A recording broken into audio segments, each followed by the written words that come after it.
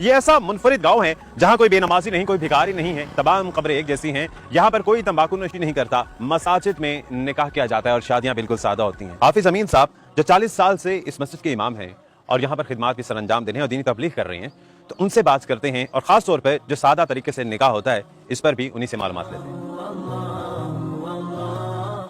कोई काम भी अचानक नहीं होता है, हर काम का एक पस मंज़र होता है।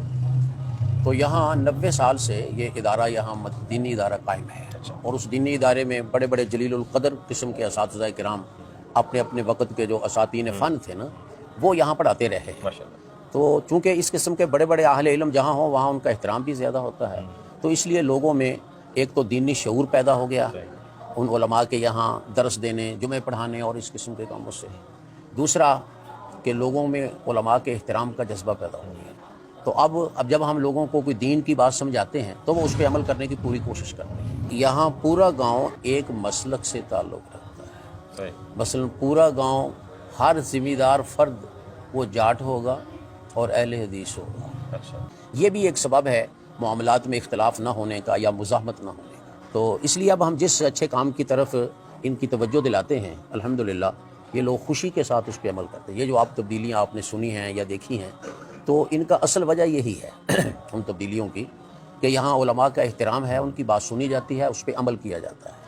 सही। कभी ऐसे नहीं, मसलन आप देखेंगे हमारी सड़कों में कभी कोई मौसीकी नहीं चलती होगी, किसी दुकान पे नहीं, ऐसा शादियों पे भी ऐसा कुछ, शादियों पे भी नहीं और दुकानों पे भी नहीं, खा मोबाइल की दुकान हो वहाँ भी ऐसे नहीं होगा।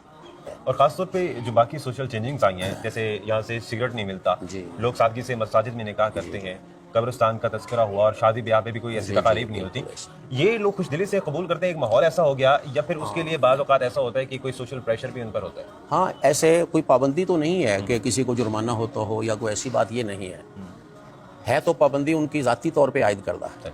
तो लेकिन कुछ ना कुछ अखलाकी दबाव ज़रूर है। मसलन हम ये कहते हैं कि अगर किसी शख्स ने शादी के मौके पर कोई फायरिंग की या अगर कोई शादी के मौके पर आतिशबाजी की, तो हम उसके निकाह में या उसके वलीमे में शामिल नहीं होंगे, बल्कि लोगों को कहेंगे शामिल ना हो। तो इस चीज़ का फिर असर होता है, लोग कबूल भी करते हैं। एक दो वाक़यात ऐसे हुए कि जहाँ फिर उन्होंने किसी ने गलती की तो उनके वलीमे में कोई भी नहीं गया, कम्मी तक नहीं गया, कुछ रिश्तेदार भी नहीं गए, उनको माजरत करना पड़ी। तो जाहिर है जब एक दफ़ा ऐसा हो जाए तो फिर सब लोगों को तवज्जो हो जाती है। इस गांव में फिर उन बेटियों वाले के लिए कितनी आसानी होती होगी जिन्हें जहेज नहीं जोड़ना पड़ता होगा, लंबे लंबे खर्च नहीं करने पड़ते होंगे? जहेज तो खैर एक कौमी हमारे सारे मुल्क में ही एक लानत कह लें इसको, चाहे या यूँ कहें कि इसका गलत इस्तेमाल लानत बन चुका है।